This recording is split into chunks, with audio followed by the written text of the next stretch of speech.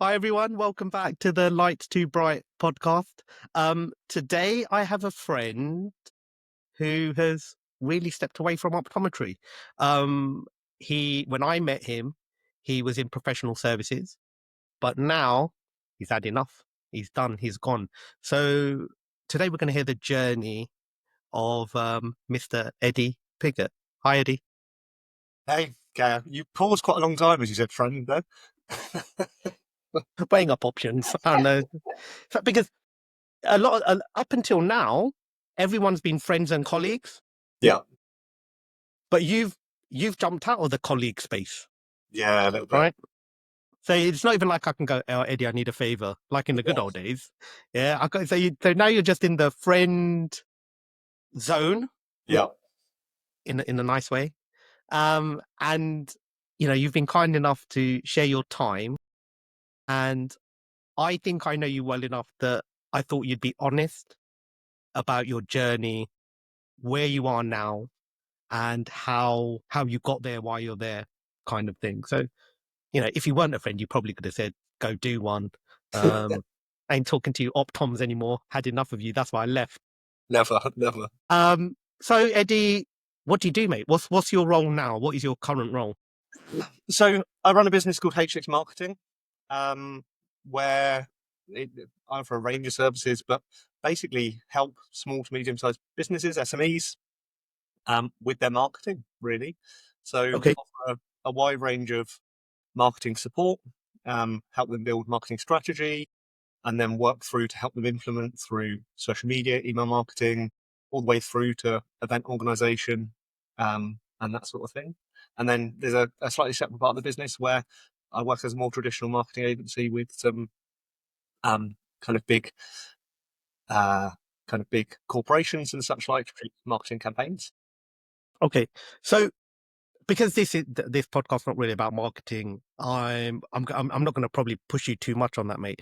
But what I'm really really curious about, because in pretty much all of in the 3 episodes I've done so far, something that has come up has always been networking, in terms of within our profession, how networking helps.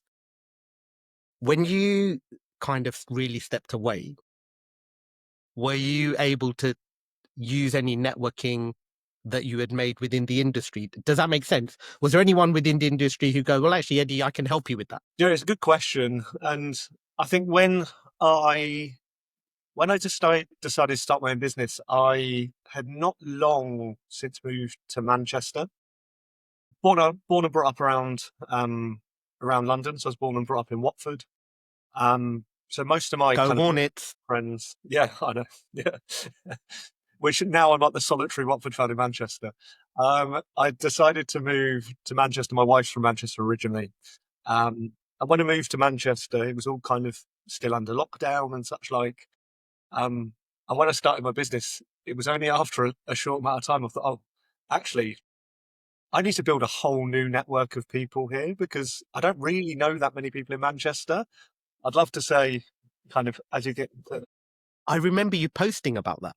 yeah, I yeah, remember you posting on LinkedIn about that, actually. yeah. So I genuinely, I don't know if other people find this, but as I suppose you get into, I'm in my 30s, and in my 30s, like making friends is a lot harder than it used to be. You've kind of got your friend group and you don't actively go out there and look for friends all the time. So it was a bit of a learning experience for me. But then from a business perspective, I had to do the same thing. I suppose to loop back to your question, there were a few people in the industry I reached out to, people that I respect, whose opinion I respect. There weren't many who I suppose had parallels, shared experiences. So it was more generally to bounce ideas off as opposed to kind of learn from their shared experience. Yeah. Okay. I was just always curious because, like, it's very different. Now, I've spoken to people. I'm going to speak to people who are still kind of within the global eye care profession. But dude, you went later. Yeah, We yeah, can swear. It's my podcast. Later, bitches. I'm out. I'm absolutely done with this. So you grew up in Watford. Just out of curiosity, where do you go to school? At Rickmansworth?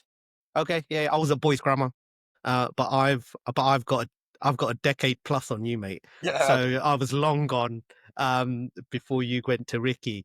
Um, did you want to? Did you always want to be an optometrist? Oh, no, I wouldn't say I always wanted to be an optometrist. I think um, when I got past kind of like GCSE sort of age, I realised that I had an aptitude for science. I really like science, and I really like talking to people.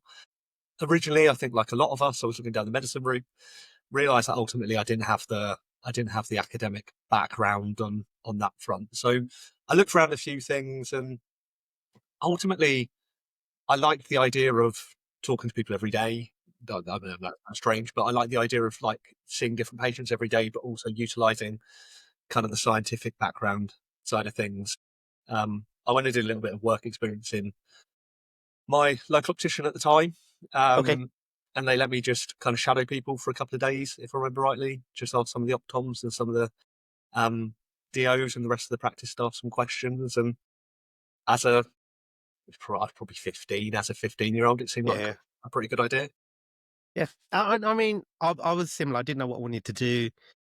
Someone said to me, "It's only 3 years at uni, and it's not bad living." And I was like, "Okay, why Do you know? not?" Do you know when you think back about things that sway you? Uh, at the time, Cardiff was just having its new optometry building built. So I remember going to visit Cardiff or seeing the prospectus and looking and thinking, oh, that looks pretty good. And if I remember right, it's like they spent like 65 million. Don't quote me on that, but that number sticks in my head. Yeah, yeah, yeah, Um, but the year before that, I'd been to Cardiff because Wembley was shut at the time, and Watford had got to the playoff final against Leeds. yeah, Went with my dad, and I mean Watford have, I mean, literally never won anything. They've never won a cup of significance. So winning the playoff final is pretty much yeah, the pinnacle of it for us. And I had such a good day in Cardiff with my dad, and then when it came to choose like subjects and seeing universities, there was definitely a big sway from basically yeah, having yeah. like the sporting day of my life in Cardiff, and then basically choosing it as a university to do a subject that I didn't know huge amounts about. So I won't want to say it swayed me entirely, but there was definitely some substance in there. But there's that subconscious stuff, right? Happy memories, happy places, and what you're going to be. You're there for 3 years. Um, I I didn't realize how many people I know went to Cardiff, right? Yeah. And until speaking to people now, um, it was really funny. I was chatting to Karen Walsh, who you might know, and she was saying there's a fine level of drizzle in Cardiff that you can never underestimate. It doesn't really get cold, but you are always wet, Yeah. Yeah. and it was So quite funny. non-stop. Yeah. So so you did Cardiff, Yeah. um, and then anyone else in the family optometrist or the no, and so no one was inspiring you to go into the eye care profession. No, I remember on, I think it was on the Bradford prospectus, they had like, I think they had like a 99% employment rate, maybe 100% employment rate. And I remember my dad being like, yeah, that's the profession for you. Like, very safe choice. But yeah, so yeah, no one had gone into it previously. Okay. And then pre-reg with So it was in a practice in South Wales called Darlington Opticians. okay, Um, Originally, I was going to stay around the Watford area, um, but met my now wife doing optometry, and basically a group of my friends were staying, and my wife was staying in Cardiff. And at the last minute, I was like, "Oh wow, I really don't want to go home now." So changed my changed my kind of thought process around it, and did some okay, like really last minute pre-reg interviews. Um, and ironically, my wife was doing the same thing, but she was like a step ahead. So she had been for the pre-reg interview at the place that I ended up at Darlington's, where I ended up working. And ultimately, can't remember if they offered it to her or not, but she did take it. She was in Chalmers Opticians in uh, Okay. Cardiff City Centre or around Cardiff City Centre, and then I worked in a it was a small collection of practices around kind of the South Wales area. Okay. So, I mean, I know this is not about Mrs. Pigott. And actually, we've never met, but just so the audience knows that Eddie's wife, it was also an optometrist, and also kind of made some side steps without going into too much detail. Actually, you know what, Eddie, maybe I should get her on, Yeah, she's at some point interested as than me. well, just to have a conversation. It would be quite interesting because I've never interviewed someone I don't know, Mm. like he's someone who's very much a stranger. So maybe we'll have a chat about that after. Okay, so then you're in South Wales. How long were you were you always kind of in that high street type of environment? Um, how long did you do that for Darlington? We So I completed my pre-reg, and I was working in. It was kind of spread across the valleys in Wales. So Okay, I worked across 4 different practices. I think it was 4, and I found it really interesting because it was a different scenario pretty much most days. There wasn't too much travel involved. There was a practice in Western-super-Mare that I used to go and work in as well, but really enjoyed it. So it was kind of fun, and I think like a lot of us in the early throes of going from pre-reg to kind of into employed work, you're not having to do all the study, you're earning a lot more money, and just really enjoying probably the first couple of years of kind of employed life without having to worry too much about the studies behind it. Um, so that was, I think, all in all, I stayed in Cardiff after pre-reg for about 18 months, 2 years. But then my wife, who's much more adventurous than I am, basically said that she wanted to go travelling. I said I didn't want to go travelling, and then she said she was going to go anyway. So then I decided I'm going to go travelling. So we saved up. Was then experienced a bit of locum work as well because it was working kind of weekends and whatnot to save up. And then we went travelling around Southeast Asia. So left our jobs, went travelling around Southeast Asia. I think it was for about 6 months, okay, and then actually went to Ghana and was in Ghana for between 2 and 3 months working with Unite for Sight. So eye testing out um, before then coming home. I say coming home, basically going back to Watford because we had nowhere to live. fine. So okay, I mean that's interesting. That's more than a lot of people who have done. I think definitely more than I did because I came home pretty quick. Actually, I never left home. Sort of. So I went to uni in London, but I lived out. Okay. And it was really funny. My dad was like, no, why don't you just stay at home? I'm like, I don't want to stay at home. He's like, why don't you just stay at home? I'm like, I don't want to stay at home. He goes, just stay at home. I went, look, if I don't get halls, I'm going to Cardiff next year. I'm going to defer this whole year. I'm going to go to Cardiff next year. He went, yeah, go stay out. You'll be right. Yeah. But I was always close enough to home Yeah. to drop in and far enough away that I had my own independence. And then when I finally got a pre-reg, some of us weren't lucky enough to have multiple offers, mate.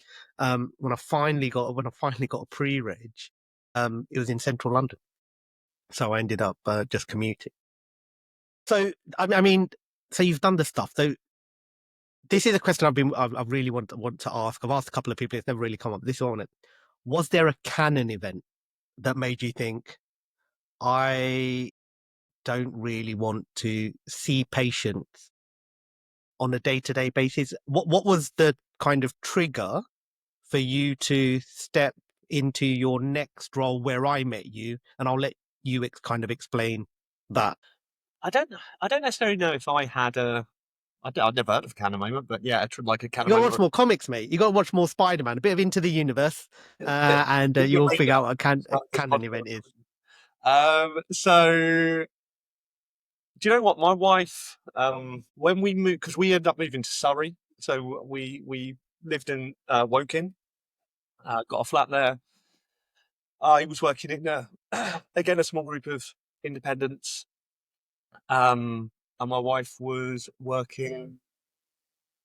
She ended up working for a domiciliary company, and she came home one day, seemingly had a bad day, and she had a day off the next day. She's like, "Do you know what?" She's like, "Tomorrow, I'm going to decide what I'm going to do with my career."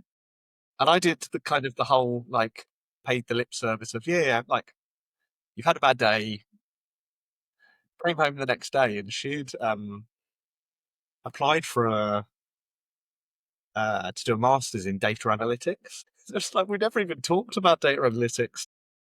I never even probably even thought it was a subject at that point.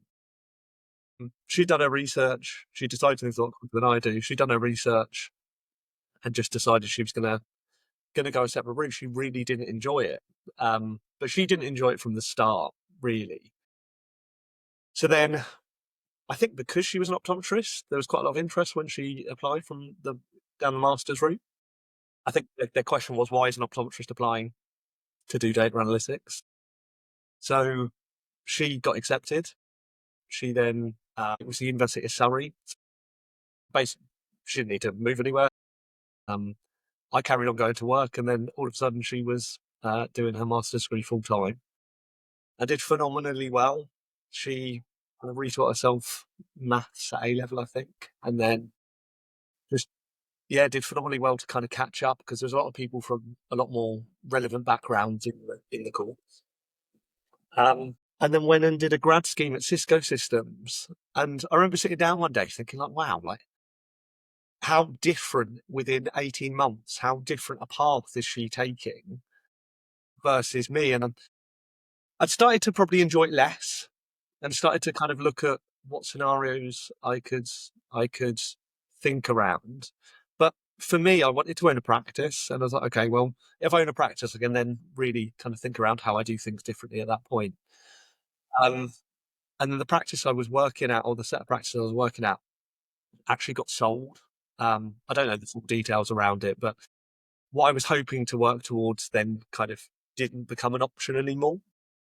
Felt like I'd invested quite a bit of time in that practice or in those practices, and I felt like I'd have to be kind of starting from scratch again. So probably at that point, I started to look at other opportunities and see what was out there, just because I was rethinking what I was doing with my career. And I wouldn't say I wouldn't say there was an absolute trigger, but I think I started finding I was like counting down every patient towards the end of the day, counting down to Okay. lunchtime. Yes. Yeah. I Yeah. was definitely enjoying it less. Yeah. Maybe that was the scenario, maybe that was the practice that I was in, or kind of the situation I was in at the time. But at the time, I just started looking for something a little bit different. And is that when you ended up professional services? Yeah, yeah. Um, noticed it was actually I talked to a recruiter ages before, um, and like a couple of years before, and it was when I think I was looking for potentially other roles, and then got a phone call. I was actually on holiday, so I got a phone call on holiday, and he said there was his role in professional services, and it sounded a bit different. It was a lot more kind of doing the training side of things, and I liked the idea of that. Um, but it was a contract role. I can't remember how long the contract was for, Okay. but I remember Yeah. thinking it was kind of a big deal. Like move it, like if I go for it, if I get the opportunity, moving on to a fixed term contract. What do I do at the end of that? Um, but thought I would take what felt like a massive jump at the time, um, and went for an interview and absolutely loved the idea of it once I came away from the interview. And probably our original mutual connection, which is Jonathan Bench, um, was the person doing the interview. And as soon as I met him, I Yeah. thought, oh man, like I would love to work for this That's it. guy. Done. I don't. I don't think anyone can meet. And Jonathan's. He's been kind enough. He's going to talk to us as well. But Was he? he's talking to me like next week, I think. But I don't think there's anyone who meets JB and doesn't think this guy. And it's just there's just something about JB that it just is very kind of nice. Kind of Yeah. you can be very relaxed around him, and he just come, and I know him now, so I know it's not he comes across as genuine. He is genuine, but Yeah. you can really you feel that when you're talking to him because And you know what? That's probably what I needed to feel confidence in somebody to make a step away from the fairly direct path that I imagine my career would go in. So yeah, that's kind of how I then got into professional services. So how long did you do with Alcon then? Were you I think all in all with Alcon was 8 years. I okay? think. So it was a good stint. It Yeah, wasn't just a couple of months. So that yeah, fixed term contract kind of progressed a little yeah. bit. Yeah, fortunately, the fixed term nature of that original contract was fairly quickly. I was fortunate enough to get a role in Alcon's office, um, which I absolutely loved. I loved working there. I really did. And just the head office atmosphere, the fact that there's so many people all the time. I can't tell you how long it took me to get my head around not having a fixed diary every day. Okay. Like, genuinely felt guilty at times for no apparent reason, but I was so used to Yeah. having my Yeah. diary decided for Bang, me. bang, bang, bang. Yeah, Yeah. exactly. It Yeah. felt Yeah. so strange to start with. Um, but then, yeah, once I kind of started working in their head office, I couldn't really imagine doing much else. For those who may be listening, watching, who don't, I use the term professional services quite broadly. Do you just want to like ever so quickly sort of say what kind of stuff you were involved in within that? Yeah, so in when I first moved to Alcon, effectively it was helping to create and deliver professional education and training, whether that be CPD, whether that generally be training around products. My original role was more remote, so I'd kind of travel around a particular region in the UK, did a lot of traveling. And then when I was in head office, it was more kind of I suppose, the strategic side of things, more kind of writing the training, still delivering a lot. So at the time, they had there was the um, Alcon Academy, so I was able to pretty much at one point it felt like most weeks have a lot of practitioners come to us when we deliver training and education. Um, and yeah, I loved it. It was really nice to be in the industry and feel like I was still utilising the skills that I'd learned, but then also feel like I was learning a whole new skill set. Public speaking, I'd never done, never considered, and all of a sudden was presenting to, well, I say all of a sudden after a few years of training and whatnot, presenting to groups of people, and it felt kind of surreal at the time, to be honest. I remember one of the first one of the first presentations I did. I drove into the car park in the morning. I was nervous, like really nervous. So it probably added to it. Drove into the car park in the morning, and I literally drove into the car park. So there's a small multi-story car park in the Alcon head office, and I was reversing in, and I now use the excuse, which was true. There's like a weird structure in the kind of the way the car park's built that effectively the parking sensors kind of go in between two concrete blocks. So my parking Okay. sensors not beeping to tell me I was near the wall. I wasn't paying attention. I smashed my back windscreen. Literally.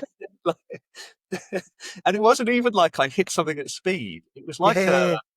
I cracked it through pressure. So it's Yeah. like it was touching the Yeah. Just concrete of the car park. And it like exploded. It like really loud bang. Um, and this slightly surreal moment of have I just done what I think I've done? Um, and then it kind of actually helping me in presenting that day because I felt less nervous about actually presenting and slightly more not nervous but slightly just stupid around the fact that at my place of work I just reversed. blew up, blew up a real windscreen. Yeah. Um, Was so that yeah, company car? yeah, yeah, Right then, so it's fine. yeah. It's okay. It Not was not it was quite a so joke. bad. It was a running joke in head office for a while. which I fully understand. Uh, but yeah, it was fun times though. Maybe, well, you know what? That's a learning experience. They should have put a sign up, Yeah, you know, be careful. yeah, This I, this wall is closer to you than you think it is. yeah, Fantastic. I mean, the thing I think sometimes, particularly new professionals, I think they get a bit concerned about stepping out of their comfort zone. And you've obviously done it. I mean, you've done it twice, right? You've done one sort of, well, at least you're in the industry, you know what an eye is, kind of thing.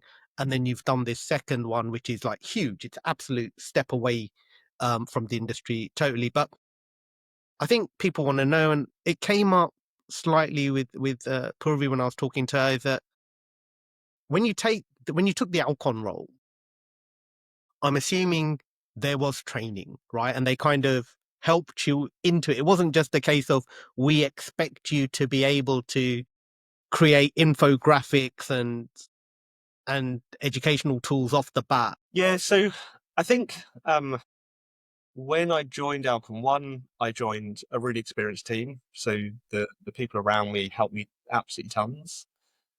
But I was able to slowly, I suppose, expose myself to more learning opportunities and experiences. So I was working in head office in the professional education team with the marketing team, with the key account team, with other teams. So I was starting to see things. So, for instance, marketing materials, I was part of the approval team. So I was helping to approve from kind of a more I suppose, an optometry background to make sure that claims were correct, to make sure they're getting the context correct, that sort of thing. And I really liked that side of things. And a role came up in the marketing team, a secondment role. And I'd probably been working in professional education or professional services for, I think, 3 years maybe at the time. And I'd worked with the marketing team. I knew the marketing team, and I thought I'd just try something different because I saw what they were doing, and I thought to myself, there's no reason without a bit of graft and some hard work in the background, I can't do the same thing. So I talked to Jonathan, who was still my boss at the time, and he agreed. And the thought was that I would kind of second into the marketing team, kind of broaden my horizons, broaden my skill set, and then come back into the professional education team and kind of add with an additional skill set. But within quite a short amount of time, I realised how much I was enjoying the marketing side of things. And an opportunity came up then to stay in the marketing team. And at the time, I was like, well, why not? There's no hard and fast rule saying that I can't move back into the professional education team. I think deep down, I was finding marketing a bit more exciting because it's new. I was learning different things, so I think deep down I knew that I was kind of trying to stay on that path. So yeah, it kind of I suppose I had a little bit of I was able to gain like little bits of exposure. So yeah, I was stepping out of my comfort zone, but my comfort zone maybe just got a little bit bigger with every step. Do Um, you do you feel? And I think a lot of optometrists are like this. Um, do you feel that you're the kind of person who just has to keep learning and have to sort of keep challenging yourself a little bit? Otherwise, so for me, I hate studying. I hate it.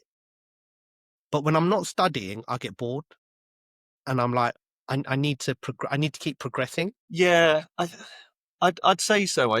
You know what? I wouldn't. I think if you asked me maybe 5, 10 years ago, I wouldn't probably have said that's the case. But I think over time I've realised it's kind of an area I enjoy. Um, I was really passionate, and I am really passionate about. I think optometrists have a wonderful skill set, and I was quite determined to prove that that skill set can be used elsewhere. Um, because I think we're really capable people. We do a great job in the industry we work in, but there's no reason. If you look at a lot of other industries, there's so many different career paths in an industry. Whereas I certainly felt at the time, it didn't feel like there was tons of progression available once you qualified. And things have changed now, right? There's I mean, I never did any of my independent prescribing. I was kind of out of practice by that point. But there's a lot more now to Yeah, go yeah, and advance your career. Maybe if timing was different, I'd be talking to you in a totally different capacity, because maybe that would have been enough to kind of keep me not wondering what was out there. yeah. But I've so yeah, go on. Sorry, I cut you off, mate. Go on. I was going to say, certainly, at the time, I felt a little bit like if I was going to change, I needed to make a big jump. Okay, I just remembered something. And I told you we wouldn't go over 30 minutes. We're just over 30. So I'm gonna just mention this. We're gonna talk about that for a sec, and then I'll let you go and do your proper job. Rather than sit here shooting the breeze with me. But when didn't you spend time as a college counselor? Yeah, I was on the college council. Yeah, Yeah, yeah. So was that one of these things where you were just trying to broaden your horizon? Part of your trying to make optometry be the best optometry it can be, and was that your reasoning behind that, or yeah, someone I'd said love you better do it? to say I was. JB put you on the step and went right. I would absolutely love to say I was trying to progress the profession as much as possible. I think it was probably more slightly selfish reasons to go into it. That I think at the time of fresh education, I thought I felt I'd learned a lot of new skills and actually wanted to advance that. It wasn't something I considered beforehand. I loved my time on council. Um, I really did. But actually, timing wise, it kind of worked slightly strangely, because I then, not huge amounts of time after, a year or so after going on to the college council, I moved into marketing. And I didn't think it was right to, although Okay. still had my qualifications, still worked with the professional Yeah. services team. It didn't feel right to stay on there, because I think it's important that actually there is proper day to day representation on not just the college council but other councils, because you need to be talking about things that are affecting the genuine day-to-day lives of optometrists. And I quickly felt that actually I was probably in the wrong position to do that. Okay. I mean, it's really interesting. It's just I remembered it. It just popped into my head because we were talking about myopia. Remember how not so happy I was about the Yeah, college's comment. yeah, I do now. That'd be like 2018, I think it was 2018, 2019. Yeah, yeah. Anyway, they've changed their outlook on that. So that's good, right, mate? Like I said, I promise one question that I'd like you to maybe answer if you can. Um, for those who are watching, those who are listening, if there's kind of one piece of advice you could give them with regards to, either whether it's professional development, career choices, or even in life, what would you say to those who have spent some time with us today? Can you just ask me the question again, please? Yeah. So someone's talking to you, right? And you've just got to give them one piece of advice. Now, because I've just made it so broad, I'll cut it down a bit. I go professionally. What one piece of advice would you give someone within the eye care space, that you think is really beneficial, something that they might not think about and not appreciate? So the one thing that comes to mind for me is, I think maybe, I mean, we talked about my wife earlier. She made a decision and she just went and got it. Like, people would have said to her, don't apply to a data analytics masters. Of course, you're not. Like, why would you, like? Don't even bother applying. Like, if you want to change something, whether that's in the industry, outside of the industry, progressing within the industry, you're really the only one that can do it. I'm a big believer in, if you want something to change, you've got to go and change it yourself. It's not gonna change for you. It's not gonna fall into your lap. That's probably what I learned from her. And in starting a marketing business, like, yeah, I mean, I, I had to be the one to go and make that decision and then go and try and build a business off the back of it. Um, so I would say that's probably the piece of advice that's worked best for me, because I think Yeah, maybe earlier on in my career, I was probably more like an ostrich. I'd bury my head in the sand about things. Whereas I now think a I'm, lot of people do it. yeah, I think a lot of optometrists do it. They get caught in the, well, I've studied to be an optometrist. I should be an optometrist, whether you enjoy it or not. And so, and I guess now I'm not sure with you whether you had, if you were lumbered with student debt. I was fortunate enough not to have much, just my student loans. I didn't have to pay for uni, and I think there's this kind of expectation, right? Well, well, I've got this and I've got that, and it's like, if you're not enjoying it, if you're young enough, and make the change, because you're right, only you can factor your own change. No one else can do it for you, unless you win the lottery, and even then, you have to buy the ticket, Yeah. right? Yeah. So I think that's really a fantastic place to end. And we probably could have spoken for another half hour or so, Eddie, but I don't think anyone wants to listen to me any longer. And I will reach out to you and see if Mrs. Pigott would like to have a chat, because I'm really curious now. And it might be nice to meet her. So I'm going to thank you again. And the next time I'm up Manchester ways, I will give you a shout. Yeah, definitely. If you're ever passing through Northampton, dude, on your way to Watford, Yeah. you know, I need to then find a reason. then I don't find myself going south too often. I need to find a reason to. come and visit. That's fine. Come see the Yeah. practice. We'll do something. Nice. Thank you very much. No, thank you.